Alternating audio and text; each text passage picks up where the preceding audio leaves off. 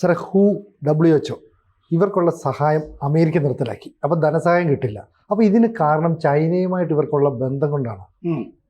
അങ്ങനെ റിപ്പോർട്ടുണ്ട്. കാരണം ട്രംപ് എന്തെങ്കിലും ഒരു കാര്യം ചെയ്യുമ്പോൾ അതിൻ്റെ പിന്നിലൊരു പൊളിറ്റിക്സ് തീർച്ചയായിട്ടും കാണും.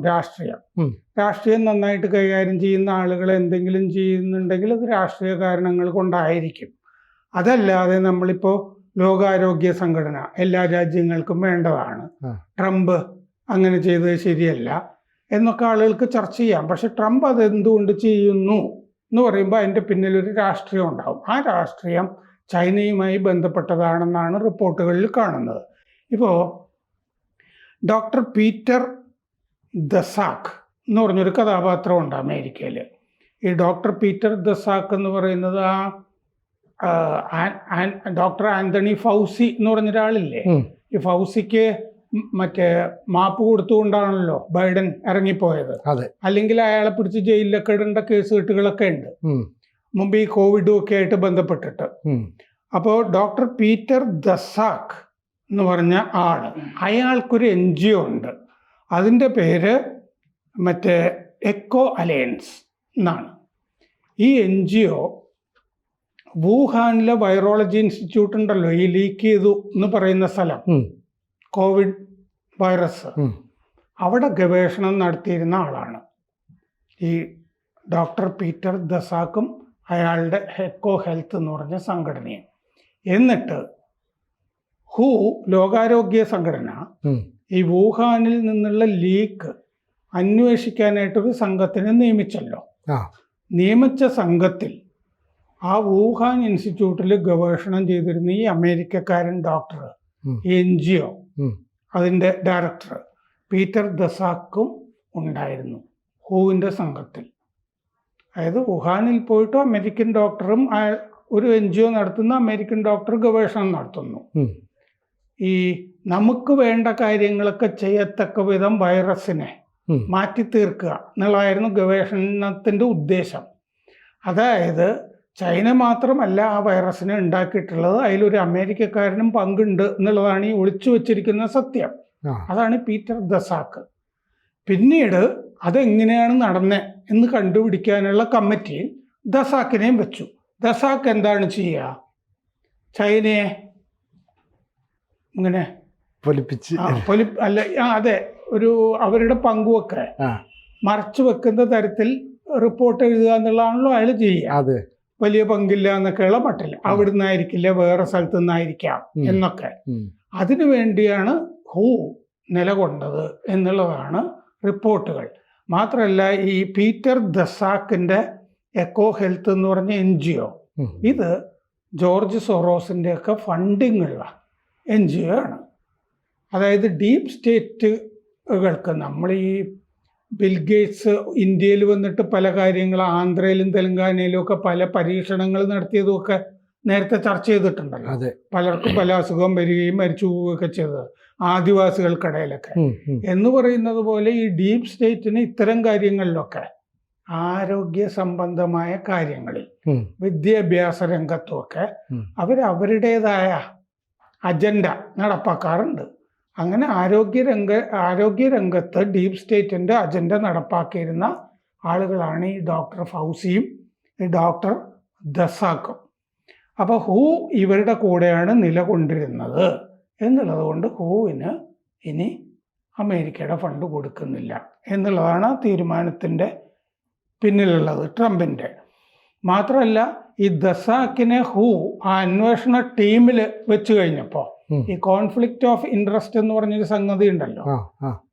അതായത് നിങ്ങൾക്കൊരു വ്യവസായമുണ്ട്, അതൊരുപാട് മാലിന്യമൊക്കെ ഇവിടെ ഉണ്ടാക്കുന്നതാണെങ്കിൽ ഇവിടുത്തെ മാലിന്യ നിർമ്മാർജ്ജന കമ്മിറ്റിയിൽ നിങ്ങളെയും എടുത്ത് അംഗമാക്കുന്ന പോലത്തെ പരിപാടികളുണ്ടല്ലോ, സംഘർഷം ഉണ്ടാക്കുന്ന കോൺഫ്ലിക്റ്റ് ഓഫ് ഇൻട്രസ്റ്റ്, അത് ഇതിൻ്റെ അകത്ത് വന്നു. കാരണം വുഹാനിൽ ഗവേഷണം നടത്തിയിരുന്ന ഒരാളെ തന്നെ വുഹാനിൽ നിന്നുള്ള അപകടം അന്വേഷിക്കാനായിട്ട് നിയോഗിച്ചു.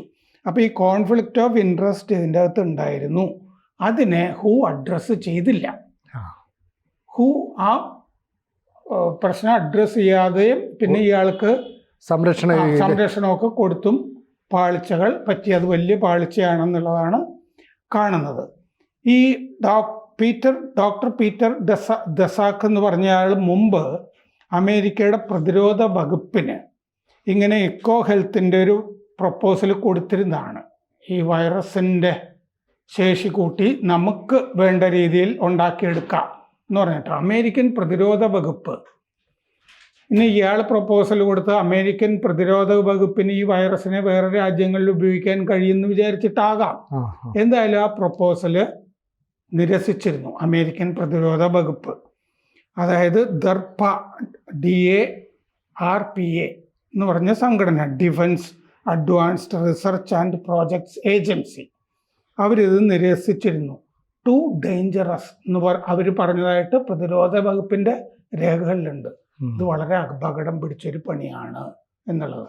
ഇത് ശാസ്ത്രീയ വാക്കുകളൊക്കെ വേറെയാണ്. പക്ഷെ ഈ കോവിഡ് വൈറസിനെ നമുക്ക് വേണ്ട വിധത്തിൽ ശരിയാക്കി എടുക്കാം എന്നുള്ളതാണ് ഈ ഗവേഷണം നടന്നത് വുഹാനിൽ.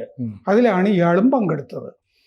ഇത് പക്ഷേ പ്രതിരോധ വകുപ്പ് നിഷേധിച്ച ഈ എക്കോ ഹെൽത്തിൻ്റെ പ്രപ്പോസൽ ഡോക്ടർ ആൻ്റണി ഫൗസി നേതൃത്വം നൽകുന്ന NIAID ആ സംഘടന അമേരിക്കയുടെ അവർ അനുവദിച്ചു, ഇയാൾക്ക് അനുവാദം കൊടുത്തു. അതായത് national institute of allergy and infectious diseases, ഇതിൻ്റെ ഡയറക്ടറായിരുന്നു ആൻ്റണി ഫൗസി. അയാൾ ഇയാൾക്ക് ഗവേഷണം ചെയ്യാനുള്ള അവസരങ്ങൾ കൊടുത്തു. അതാണ് ഈ ആൻ്റണി ഫൗസിക്ക് ഇപ്പം മാപ്പ് കൊടുത്ത് മറ്റേ വിട്ടത്, ബൈഡൻ പോകുന്ന പോക്കിൽ. അപ്പോൾ ആ പ്രോജക്റ്റിൻ്റെ പേര് പ്രോജക്റ്റ് ഡിഫ്യൂസ് എന്നായിരുന്നു. ഈ കോവിഡ് വൈറസിനെ ഇങ്ങനെ ഉണ്ടാക്കിയെടുക്കാനുള്ള പ്രോജക്റ്റ്.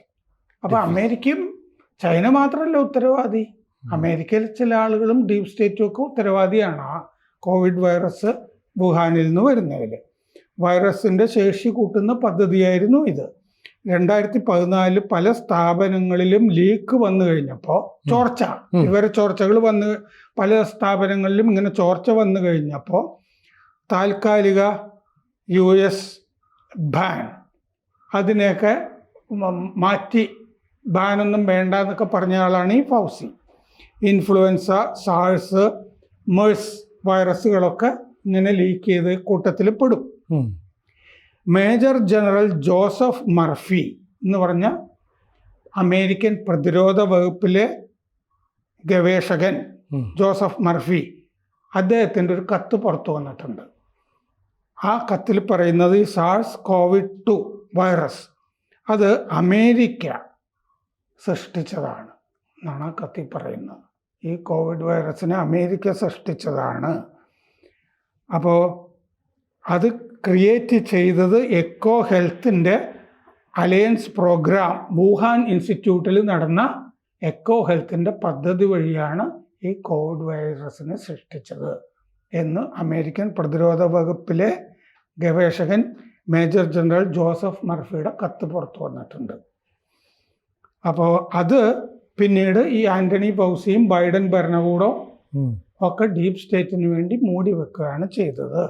സൂക്ഷ്മജീവികളെ കൊണ്ട് നമുക്ക് വേണ്ടത് ഇതൊക്കെ ചെയ്യിക്കാം എന്നുള്ളതായിരുന്നു പദ്ധതിയുടെ ലക്ഷ്യം.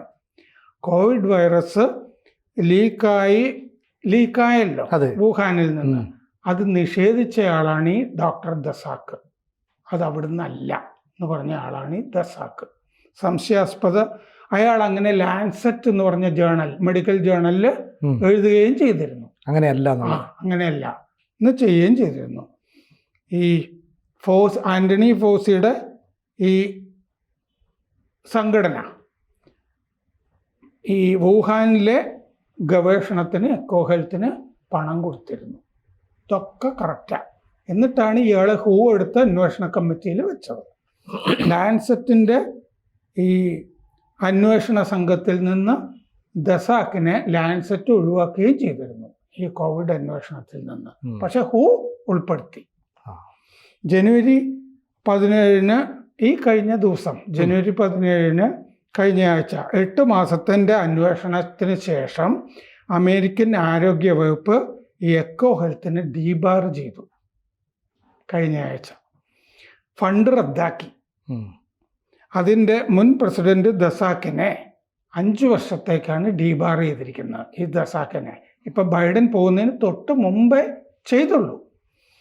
പിന്നെ ഈ സെലക്ട് സബ് കമ്മിറ്റിക്ക്, അമേരിക്കൻ കോൺഗ്രസിൻ്റെ സെലക്ട് സബ് കമ്മിറ്റിക്ക് തെളിവ് കിട്ടിയിട്ടുണ്ട്. ഈ ഹൂവിൻ്റെ ഈ പണിയൊക്കെ സംബന്ധിച്ച തെളിവുകൾ കിട്ടിയിട്ടുണ്ട്. ജനുവരി 6-ന് ഈ ദസാക്കിനെ ജോലിയിൽ നിന്ന് നീക്കുകയും ചെയ്തു. അപ്പം ചുരുക്കം പറഞ്ഞാൽ ഈ WHO ഇങ്ങനെയുള്ളൊരു പ്രവർത്തനമാണ് നടത്തുന്നത് ട്രംപ് വന്നപ്പോൾ മാത്രമല്ലല്ലോ അമേരിക്ക തിരിച്ചറിഞ്ഞത്. അപ്പം ഈ ഡീപ് സ്റ്റേറ്റ് അവരുടെ ചില ലക്ഷ്യങ്ങൾക്ക് വേണ്ടി ഇതിനെ ഉപയോഗപ്പെടുത്തുമായിരുന്നു എന്ന് വേണമെങ്കിൽ പറഞ്ഞൂടെ? അതെ, അങ്ങനെയാണ് സംഭവിച്ചത്. ഈ ഡോക്ടർ ഫൗസി, ഡോക്ടർ ദസാക്ക്, ഇവരൊക്കെ ജോർജ് സോറോസും ഒക്കെ ആയിട്ട് ബന്ധമുള്ള ആളുകളാണ്. NGOകൾക്ക് പൈസ കൊടുക്കുമല്ലോ. അപ്പം ഇവരുടെയൊക്കെ എന്തോ ഒരു താല്പര്യം ഈ കോവിഡ് വൈറസിനെ ഇങ്ങനെ ഉണ്ടാക്കുന്നതിൽ, സൃഷ്ടിക്കുന്നതിൽ ഉണ്ടായിരുന്നു. ഇത് അമേരിക്ക മറച്ചു വെച്ചിരുന്നു എന്നുള്ളതാണ് ഇപ്പം പുറത്തു വരുന്നത്. അതിൻ്റെ തെളിവെല്ലാം കിട്ടിയിട്ടുണ്ട്. ഇത് അവർക്കറിയാമായിരുന്നു, അവർ മൂടി വെക്കുകയായിരുന്നു. ഹൂവും ആ മൂടി വെക്കുന്നതിൽ പങ്കാളിയായിരുന്നു. അതുകൊണ്ട് ട്രംപിൻ്റെ ആവശ്യം എന്താ? ഇങ്ങനെ പോരാ, ഇപ്പോഴത്തെ നേതൃത്വവും പോരാ, ഡീപ് സ്റ്റേറ്റിൻ്റെ കയ്യിൽ നിന്ന് ഹൂ മാറണം. അപ്പോൾ ഈ 90 ദിവസത്തേക്ക് ഈ ഫിനാൻഷ്യൽ എയ്ഡ് കൊടുക്കുന്നതൊക്കെ നിർത്തിയല്ലോ. അപ്പോൾ ഈ 90 ദിവസം കഴിയുമ്പോൾ ഒരു ഉടച്ചുവാർക്കൽ ഉണ്ടായി ഇരുന്നില്ലായിരുന്നു, അങ്ങനെയാണോ? അതെ അതെ. ഇത് ഇനിയിപ്പോൾ നമ്മളിപ്പോൾ ഈ പറഞ്ഞ കാര്യം കുറേയും കൂടി വ്യാപകമായിട്ട് പുറത്തു വരുമല്ലോ. കോവിഡ് വൈറസും ഹൂവുമായിട്ടുള്ള ബന്ധമൊക്കെ അതിൻ്റെ അന്വേഷണ സമിതിയിൽ ദസാക്കിനെ വെച്ചതും ഒക്കെ ഇനി കൂടുതൽ അമേരിക്ക എങ്ങനെയാണ് ഈ കോവിഡ് വൈറസിനെ സൃഷ്ടിച്ചതിൽ പങ്കുവച്ചത്, അല്ലെങ്കിൽ അമേരിക്കയിലെ ഒരു NGO എക്കോ ഹെൽത്ത്, ഇതൊക്കെ ഇനി കൂടുതൽ വിവരങ്ങൾ പുറത്തു വരുമല്ലോ. ഇപ്പൊ ബൈഡൻ പോകുന്ന പോക്കിൽ ഇയാളെ എല്ലാത്തിനും നീക്കി ഫൗസിയെ സംരക്ഷിക്കുകയും ചെയ്തു. കൂടുതൽ വാർത്തകളും വിശേഷങ്ങളും നിങ്ങളിലേക്ക് എത്താൻ ABC മലയാളം സബ്സ്ക്രൈബ് ചെയ്യുക, ബെൽ ബട്ടണും അമർത്തുക.